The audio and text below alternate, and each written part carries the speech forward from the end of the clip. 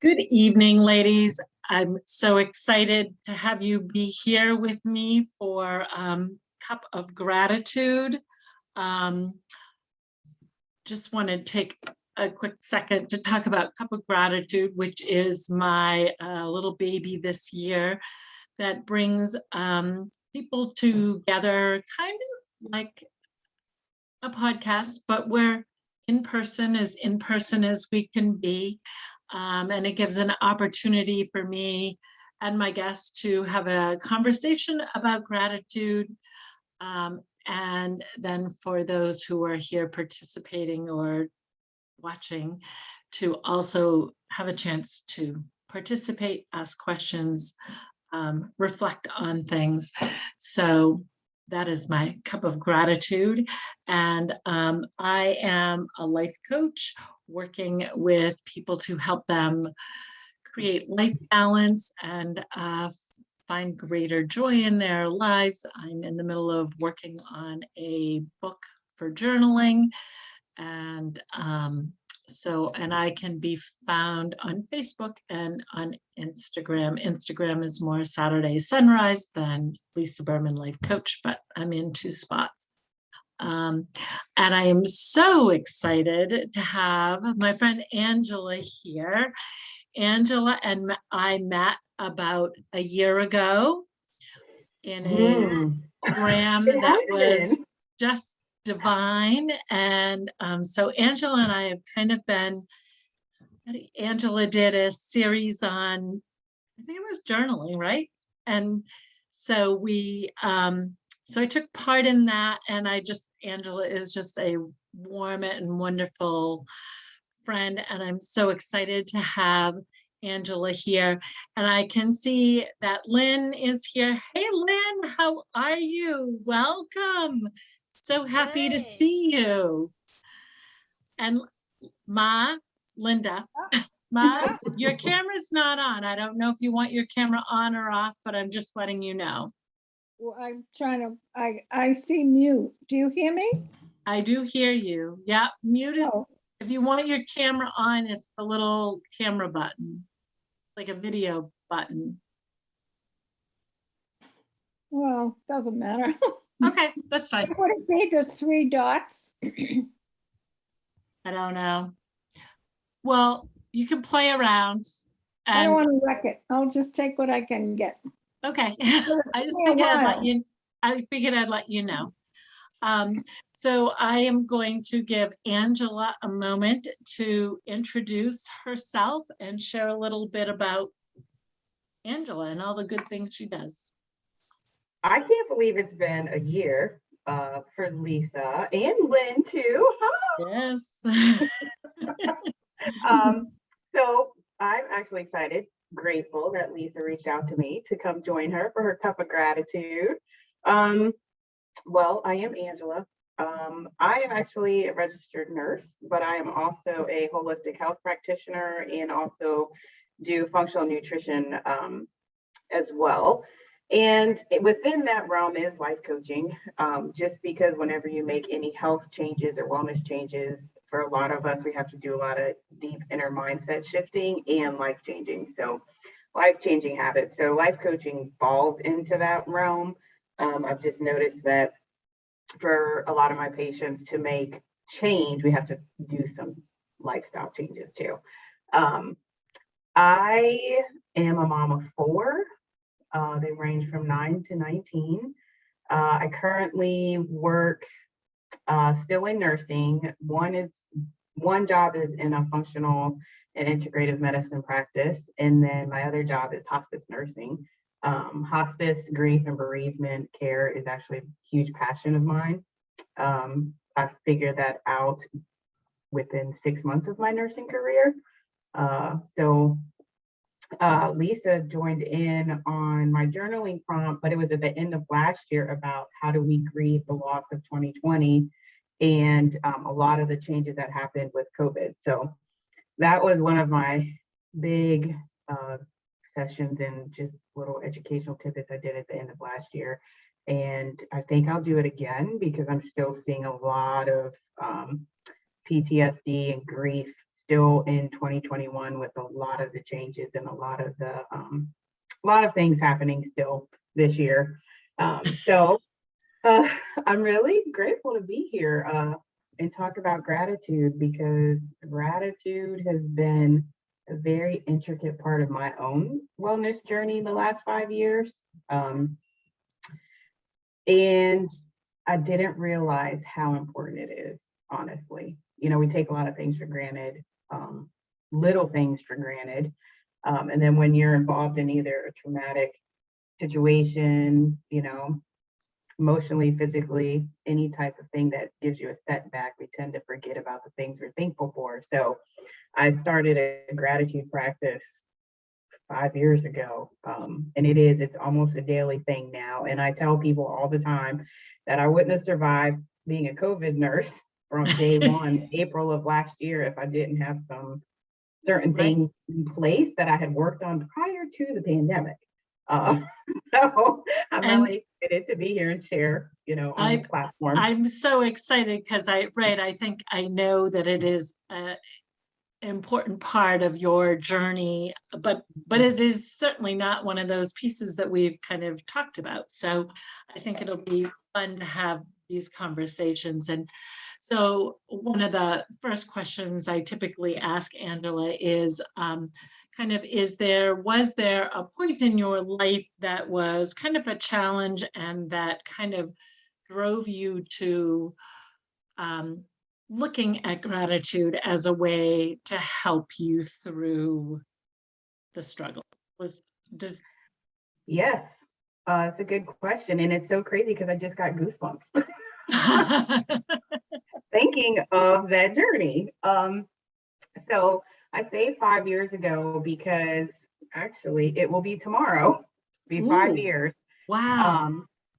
Yep, October 26th of 2016, I was in a very traumatic car accident. I was actually on the way to Bible study, and I had 3 of my 4 kids in the car. And I ended up with a severe back injury, but that car accident had triggered some underlying PTSD that I didn't know I had that I had almost 2 years prior with my last son's birth. I didn't realize until after the accident that his birth was a traumatic birth for me. But I had never been in healthcare for almost 26 years, and I have never really truly been physically injured. Years of the OR, labor and delivery, so many different specialties in healthcare. I was always into teaching and utilizing proper ergonomics, lifting patients the right way, telling people how you should lift, pull, you know, all of those things. And so I also at that time was hustling a lot. I had like 3 nursing jobs. And I was in 4 kids, that keeps you busy. And that mentality of hustle, hustle, hustle, you know, but I ended up with 4 levels of a herniated disc. And 2 weeks after the accident, I couldn't physically walk. And the journey of physically having to go through the rehabilitation in such a painful way, I've never experienced chronic pain before. I've never experienced pain on that level before. And then also going from 3 jobs to not moving was a huge mental shift for me as well. Because I have always had the mentality of when I became a mother, being able to provide and making sure that even though I had my husband and I were working together, if he was down, I was up. If he lost a job, I always had my healthcare job to kind of help sustain us and make sure that we were okay. And so that one incident completely knocked me off my feet physically and mentally. And then 2, with the 3 kids in the car, 2 of the boys did okay. They recovered within like 3-4 months, but my daughter ended up with long-term effects as well. And it triggered her mentally. So I tell people part of my journey of why I do what I do now too is that in 2017, I was what you call, I always use the Alice in Wonderland analogy, and I was at the bottom of the tree tunnel in the darkest pit I've ever been in my life. I did have suicidal thoughts, wouldn't do anything only because I wouldn't want anybody else to raise my kids at that time. But it was a really, really, really dark place. Mhm. And it took a lot for me to acknowledge that. And I sought out somebody to say, I just don't feel right. I know I'm not right mentally. I'm doing things that lashing out. I'm angry. So can you help me figure out what's going on? And when he diagnosed me with severe PTSD, it was like a light bulb went off. And the doctor, this is something that stays true to, like, stays on my heart every single day. He said, Miss Northington, I don't know how you showed up. And I was like, what's he talking about? Like, I'm here asking for help. But he said, honestly, after doing this 4-hour testing that I did with him, he said, I really don't know how you showed up here today, because people in your state where your mind is functioning right now, they're literally committing suicide. They're either addicted to massive amount of prescription or street drugs just to get by, or they can't get out of the bed. And he said to me straight up, Dr. Kawaja looked at me, he said, you must have some amazing willpower to be here. And I was like, what? And the tears just they just literally started The opening up and floodgates flowing. opened. And I was like, what? And then I thought to myself, why am I still here? Why am I showing up and asking for help? And why haven't I done something so drastic based on how I physically and mentally feel? And that day was the day that I decided, you know what? Gratitude. I'm grateful that I am here today. I'm grateful that he told me that, because it awoke something within me to keep on going. And then I realized there's a reason I am here, that I need to keep on going. I don't know what it is yet, but he's telling me you have willpower. So, and pretty much you need to tap into whatever that willpower is that you're showing up for. Right. Such an amazing resiliency, really, Angela. Mhm. Yeah. Thank you for So, sharing that. Yeah. That's starting January 1st of 2018, I went back to school to be a health coach. Never knew what it was until one day it popped up on my Instagram. Hello. We don't learn about that stuff in nursing or medical school. right. And I started a practice of gratitude of, you know what, every day when I wake up, I'm just grateful that I'm alive and that I'm here. And one day I'll connect to whatever my purpose is. Right. So I have a question, because you were on your way to Bible study. So you are a woman of faith. Was gratitude part of your faith practices? And no, it wasn't. Okay, because I was going to say, and how did that shift then? So that was not. It was, but not on the level that it is. Can you talk a little bit about that, Angela? I would love to kind of hear, like, Yeah. what was it like for you before, and then what was it like for you after? Yeah, like. So I can say that there were moments prior to this accident where I would pray and things would happen. And I'd be like, oh, wow, God just answered that prayer. And I would say, okay, yeah, God answered that prayer.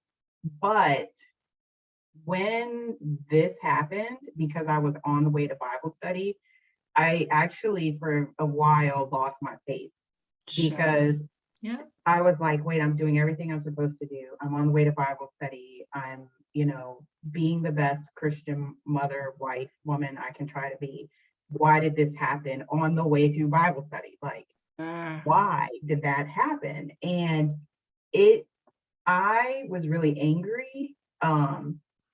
And I was questioning things quite a bit. And then also, before I knew I had PTSD, getting to Bible study was a horrendous task.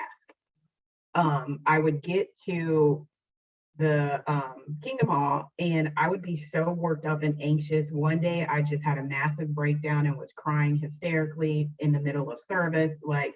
And I couldn't figure out, why am I so anxious? Why am I so anxious? Until I realized going to Bible study was a trigger.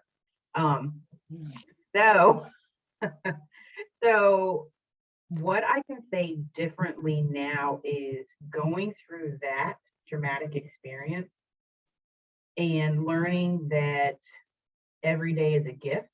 And what I always share is that God doesn't ask us to be perfect because we're imperfect people. He just wants us to do the best we can. And so every day I say that to myself, you're perfectly imperfect. Just every day do the best you can. And that is part of my gratitude when I wake up, is that knowing that, one, I had a second chance, because I used to work in the OR in trauma, and there's a lot of people who don't make it out of car accidents or traumatic accidents or traumatic experiences. And so when I think of that now and I pray, or I try to connect on my spiritual level, or I'm doing meditation, or I'm doing Bible reading, it's very different than what it was before, because my gratitude for life is much different too. Yeah. Interesting. Boy, thank you for sharing your story, because that's just it's not easy stuff to share. It's such a personal, but yet I think, we all know people who have struggled with suicidal ideation, with suicide, with drug addiction, and so I think kind of showing that light, giving Mhm. hope is really, right? You can be in that darkest of place. So then kind of when you decided that gratitude was going to kind of be, it sounds like that was a real intentional decision. Gratitude is going to be a part of what gets me out of this really dark hole, Mhm. right? What did your gratitude practice look like then at that time? What kind of practices did you pull in to get you out of that dark space, Angela? So it took me a while. Yeah, it's a It didn't process. It's a it didn't process. happen the day he said, you have some amazing willpower, because for months still I was struggling really hard, like really, really hard. Yeah. But it's I hate to say, it's like almost cliche to say like a light bulb went off, Mhm. but about truly 9 months later, Mhm. because it took me 9 months to do, almost 10 months to finish my health coaching program. Yeah. But within that program, I had to do some really, really, really deep inner work that I was not expecting. Um, I thought I was just going to learn what health coaching is.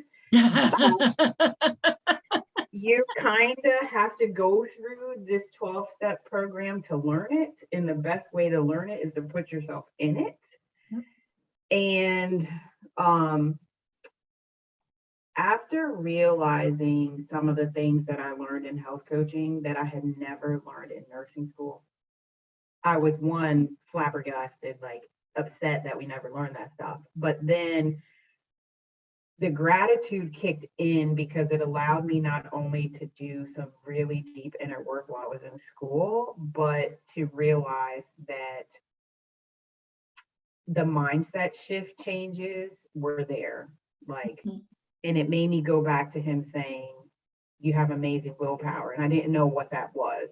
I just know I was showing up in the best way I could, even though it was mentally and physically killing me. I wanted to, I knew I just couldn't do what my mind was telling me to do. Mhm. I couldn't do the bad things my mind was telling me to do. But at the end of my health coaching program, I really had my own inner transformation and my own awakening, that I realized too that there was this mental shift that I needed to do in order for me to keep putting one foot in front of the other. And gratitude had to be a part of that. So what were some of your gratitude practices in the beginning? Prayer. Mhm. Right. I did a lot of journaling. I did a lot of writing on some days where I just felt overwhelmed. And it may not sound like I never had a problem with communication, but I had a really hard time expressing what truly meant a lot to me. So even like it was like a Jekyll and Hyde. I was one way as a nurse, but when I left work, I was a completely different person. I've always been an authentic, authoritative, advocate, speak up type of nurse. But when I would leave work, it was like I did a 360, and I could never do that as Angela before the accident. I had a hard time speaking up for my own good, for my own advocacy, for my children's advocacy. And I learned how to do that when I did my own inner work during school. So journaling, prayer has always been a part of who I am from a Mhm. spiritual standpoint. And also just like unplugging and taking a break and a rest. Yeah. Didn't really do that before either.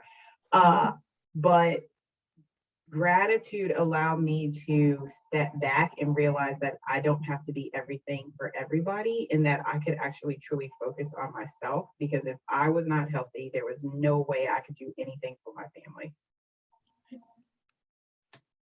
Has your gratitude practice changed over the course of the years? I know it's always a work in progress. I should have said, how has it changed? But I'm not going to make assumptions. So I call myself earthy. I don't call myself a hippie, but I've always been really like earthy. And I didn't realize till this year, I did practices as a child that I didn't realize were like grounding and earthing and were very holistic. And I attribute that to my Korean grandmother. She was my best friend. And so wherever she was, I was. If she was outside, I was with her. I was always around her because she had this amazing energy. She always fed me amazing, soulful Korean food that nourished the body and all these things. But this year, I actually started to really, really, really hone in on meditation Mhm. and meditation practices, Yep. as well as earthing. And in my meditation, I try to do it daily. Some days I do it and I don't say anything, but when I do say a silent meditation or through my breath work, whenever I'm speaking in my meditation, always comes a statement of gratitude. What am I grateful for that morning?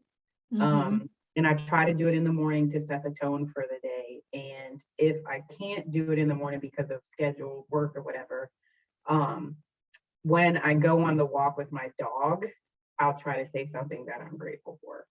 Mhm. But meditation's been a big, big part of since June. Really intentional, deep meditation has been part of my gratitude practice. Wonderful.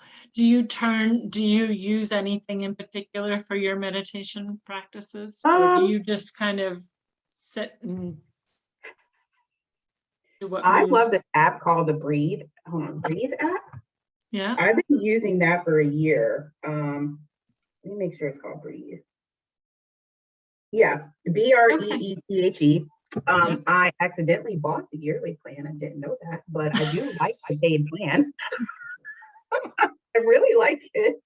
Um, and my oldest son, he'll be 20 this year on Thanksgiving. He has always been kind of like the last 2.5, 3 years, a very spiritual soul. And I don't know when he got into crystals, in saging and all that stuff, which I'm glad Okay. he does.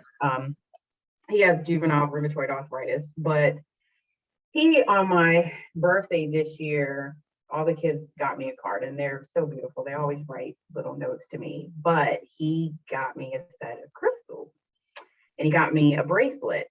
kind of like a metal or bracelet to help with arthritis because he knew my back and my hip have been really bothering me. And then my girlfriend bought me a rose quartz bracelet, but I believe in chakras and I 100% believe in energy work. I try to stay away just for me from really deep spiritual stuff, but like dark, deep spiritual stuff. But I put on these bracelets and then I had the crystals and he wrote what each one meant. And I don't swear, but I put these things on and I was like, what is happening? This negative energy was really pulling out like the base of my neck. My shoulders were relaxing and I was like, these really work. And part of, I called him up and said, Marcella, what kind of bracelets did you I said, I was outside and I was holding the crystals, but I've been wearing my bracelets all day and I wanted to be anxious, but I couldn't be anxious. It was like something was blocking me from like going up another level and I was just really calm. So part of my meditation with the gratitude is I do charge my crystals every night with my sun out in the moon. I let the sun recharge them. And when I'm outside grounding, I love my backyard. So I go and I sit outside either on the grass or I sit with my feet on the ground. I usually have my bracelets on and I usually have all of my crystals and I'm very intentional on what I want to release and then what I want to bring in for the day. So I love that, right? The kind of what you want to release and what you want to bring in for the day. I think that that's such a powerful practice. Do you have a way that you do that? You kind of, so you sit outside and do you speak it? Do you just kind of think it and meditate on it? Do you write it? Do you? It really is, I won't say weird. It's really once I step outside, what I feel. So I totally get that. Yep. When I was in my physical healing stages, I restarted the practice of yoga. And I had to start out with chair yoga because I physically couldn't move. And then I worked my way up some levels. The reason I was sharing that I was so intentional this year is because last December, I had a re-injury and a re-trigger on my back and ended up January with injections. And they said, hey, you're bulging, you have really bad bulging discs. So I don't know what triggered it, but it did. And I had taken a Tai Chi class. And it was so funny because I walked in and everybody's like, what is this young buck doing in here in our Tai Chi class? Because everybody probably was like 70 and older.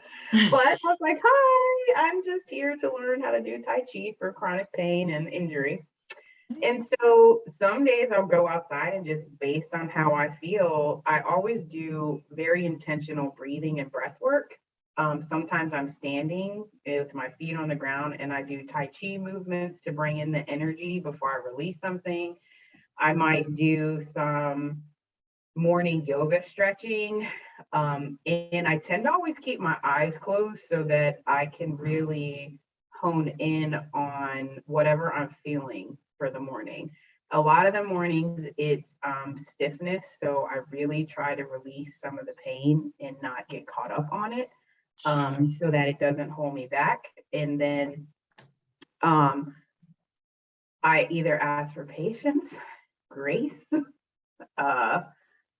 just take each day as it is, and endurance, because mom needs a lot of endurance. Yes. So you really have a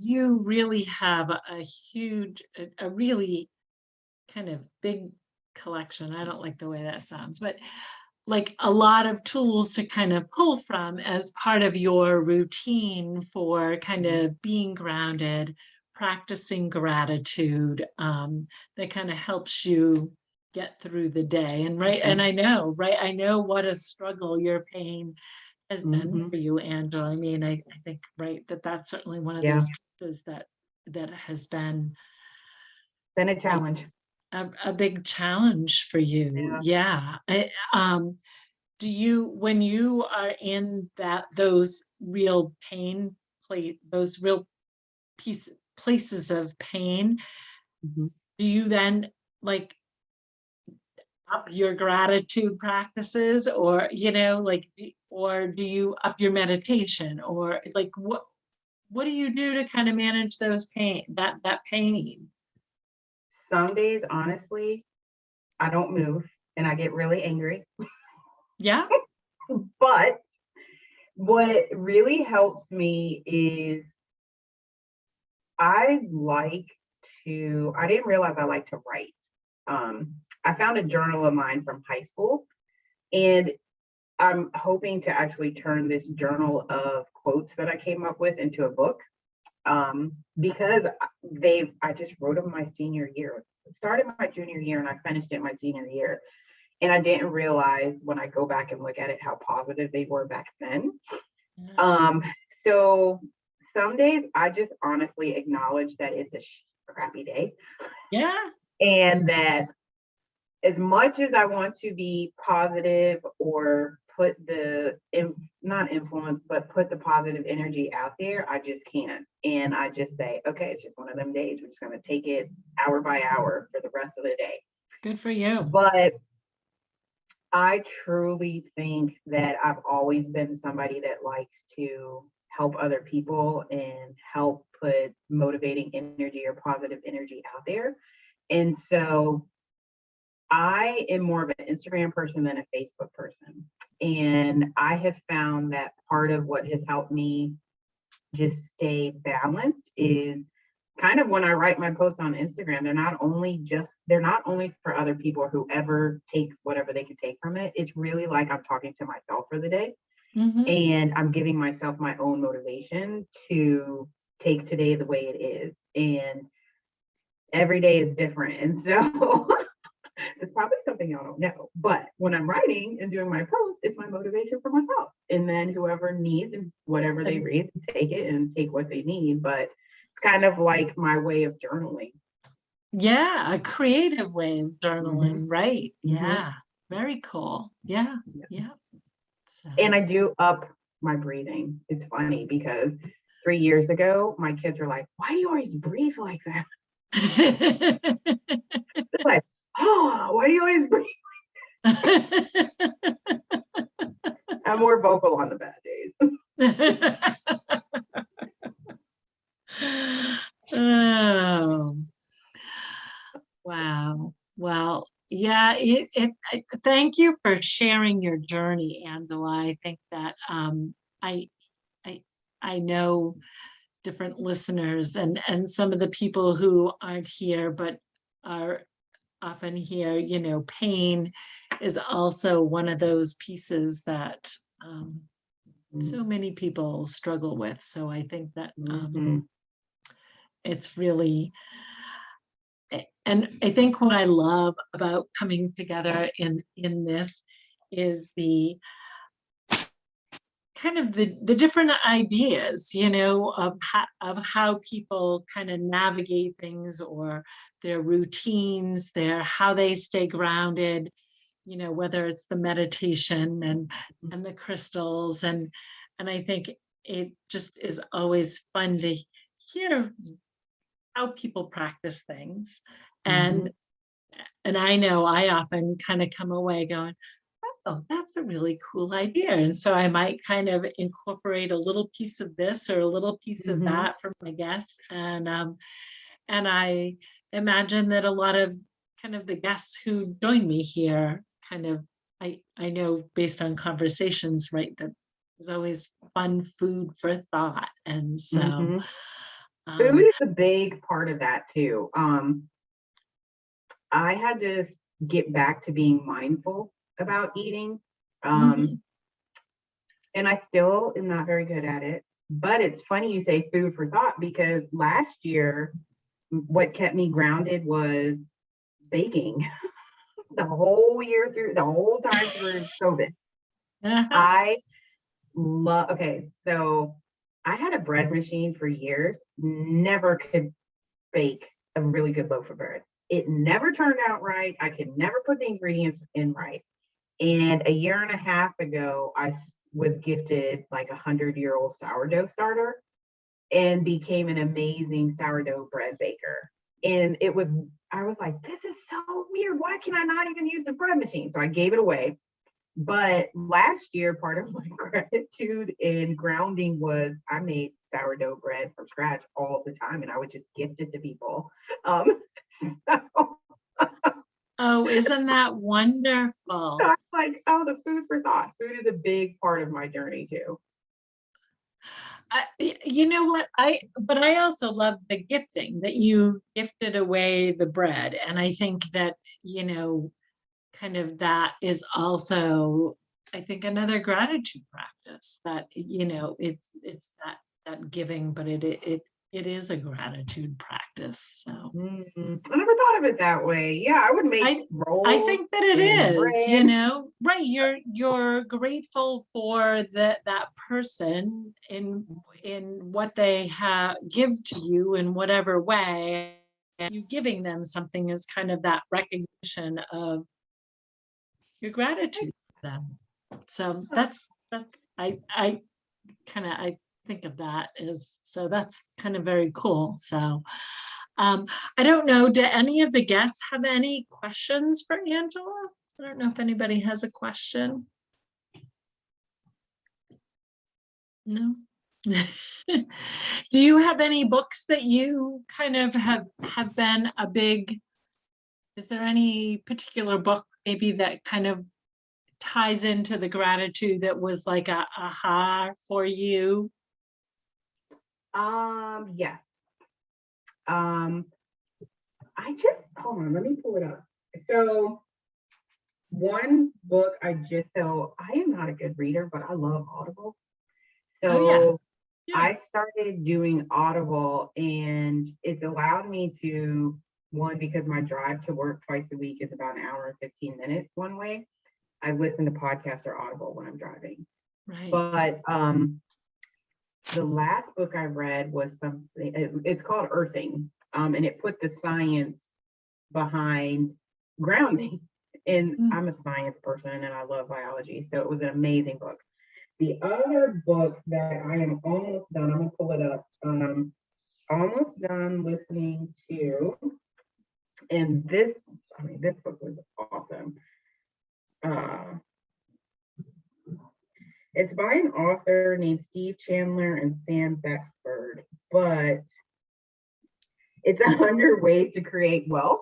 And it's really not about making money. It's literally 100 ways on how to break the ties and the beliefs that you have, and help you heal those beliefs so that you can kind of step into your own entrepreneurial self. Cool. I have loved it. I've loved that one. And there's this other one called What was the name again of that one? That one's it's on Audible, and it's called 100 Ways to Create Wealth. And another one is called Reconciliation. Healing the Inner Child. That was really good. And I'll give you one more that I really loved. The Miracle Morning by Hal Elrod. Oh, yeah. I never heard of that. I just happened to see it on Audible. And when I finished it, I have not yet been able to wake up at 5 o'clock. But I think part of my meditation and gratitude practice truly came after I listened and heard this book, to really put into practice the 5 minutes to the Miracle Morning. And it really has made a difference for me. Wonderful. Even with the jam-packed schedule and everything, I really like the Miracle Morning. Very good. I always, what a neat, eclectic kind of collection of books, Angela, because I think they all sound really neat. So thank you for sharing those. Does anybody, I just have thoughts, questions? I want to kind of give time. If not, that's I have a okay. question. Go ahead, Sammy. You've mentioned earthing, and I'm just not that bright. What is there a simple answer as to what that is? Yes, Or should I just go look it up? no. No. It's really like how I explain it, which is really cool you asked, because I'm getting ready to invite people to a little mini Zoom call like this to reintroduce what earthing is. And it's pretty much going to be, it's like going to be when you were a child, where you literally are outside with your shoes off and you are connected to the ground. And there is scientific research and evidence that shows that when we are walking barefoot, or we are barefoot in the ground, most of us who have illness, pain, aging, things like that sort, it's causing a certain type of ion. When you touch the ground, it actually drains all that and it rebalances the body naturally.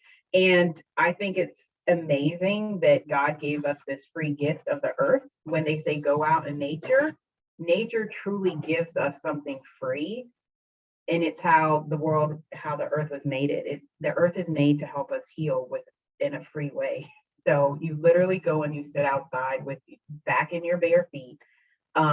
You can be on concrete and the grass and the earth.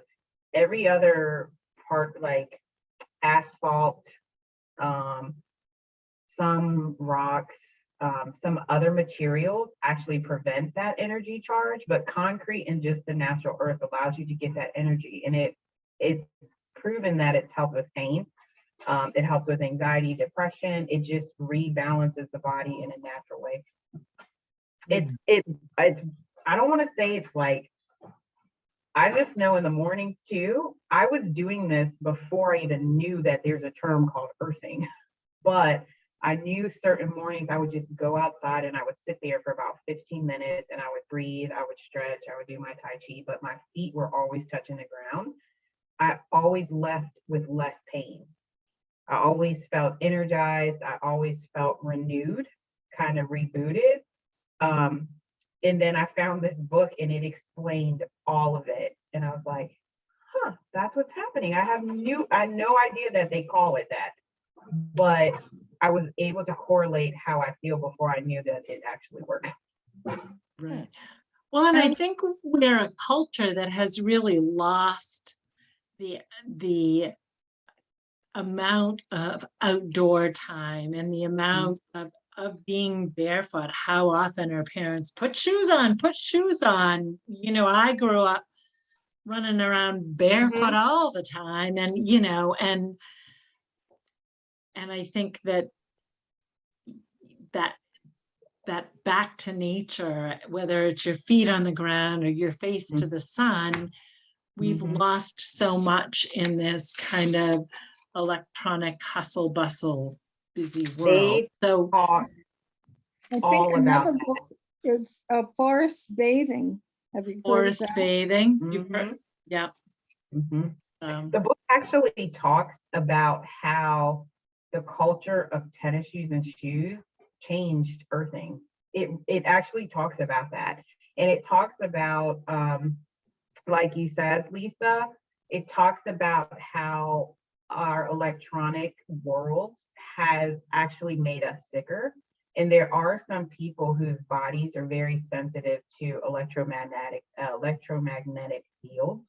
Yeah. So it talks about the science, like some of the evidence of that, and how just being outside 30 minutes a day can actually reverse and help put the good stuff back in your body. It's really cool.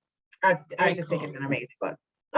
That's very cool. And Make what sure an that it's a interesting very warm challenge as day. we move into the colder weather. What was that, Sammy? I said I have to make sure that it's a very warm day. I have rainouts, so Mm-hmm. Mm-hmm. that They would have be my biggest issue. they have which I'm considering doing. I'm in Virginia, so I'm not as cold as you ladies in the northern states. Even with dropped almost 20 That's it. I degrees just today. have to go south. Yeah. But I was actually considering the author's name is Chris Ober, and he's who really went in depth and did his own research study on all of this. He was an electrician, but he developed something called grounding pads, and I'm very, very much considering getting one for the winter. It works the same way as being outside. You can sit at it with your feet at your desk. They have grounding sheets. You can put it on your bed. You have the ones you can put on your wrist. So I'm considering getting a set just for the winter time when I can't be outside. Oh, interesting. Because I feel you on the cold. Yeah, yeah, because It's otherwise intense. I cannot do. Yes. So I just thank you, Angela. This has been just wonderful. I take all my little notes and all kinds of wonderful ideas, and it has been wonderful to share this space with you, Angela, and I'm so grateful for your heartfelt shares about your own personal history. I think that I just Lisa, you know I love you. Thank you for even just inviting me here. Oh. I'm like, that's my gratitude for today and for the week is just, because I think we all have those days where, especially if we're in business and, especially when you're a life coach, even for Lynn, her creative flow and what she's doing with her decor business, you have those days where you just feel, am I really worthy? Do I have the confidence? Should I even keep doing this? I think sometimes we don't see the fruits of our labors as nice or as quickly as we want to see them. So I will definitely be sharing that my gratitude for today was just, hey, Angela, come have a conversation with me. So I'm grateful for that. Well, thank you. I think that to be in connection and to have these conversations is so, I know I always feel like lighter and just happier, and just by being in these spaces and connecting and having these really heartfelt conversations that offer up a lot of neat ideas. And so I thank you very much, Lynn, for being here. And thank you, ladies, for being here, for taking part. Can I also just sort of piggyback off of what Angela said? Yes, I just wanna Lynn. say thanks too for being here. I was so happy that these last few weeks for me have been like super hard, and so like having this moment where I knew, I would see like at least two women I love. Just being able to pop on here and just be in your energy and just reconnect, because I've just moved into a place where there's no place for me, there's no place to meditate, there's no place to just disconnect from the chaos. And so just having this opportunity to recognize that, I can carve that place out, I can find that place. And even if it's in the backyard, although we have a huge thunderstorm going on right now, if you can hear that. It's very dangerous to be outside right now. Do not ground when it's thunderstorming, y'all. Not on a wet day. No, not. Thank you, Lynn, because that is part of my hope for this cup of gratitude, is that it is a space that you can come into and just kind of sit and be. And I know that just being in the space, you absorb that kind of energy that I think that you're right. We all need those spaces, and to to be in that positive, uplifting, inspiring community. And that is what I I really love enjoyed, about this. talk. Go ahead. I What, Ma? really enjoyed this talk.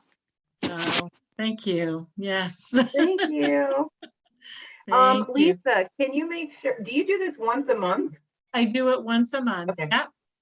Will you please text me when you do it? Because I would love to just sit in on the next one, because it was a beautiful space, like Lynn had said, and I would love to just come support you do it Absolutely. again. Absolutely. Yes. I will make sure you, yes. With my newsletter, I send out the link too, so I could also, we'll touch base, Angela, and Yes, figure out please. how to make that work. So I'm going to stop recording this, I think.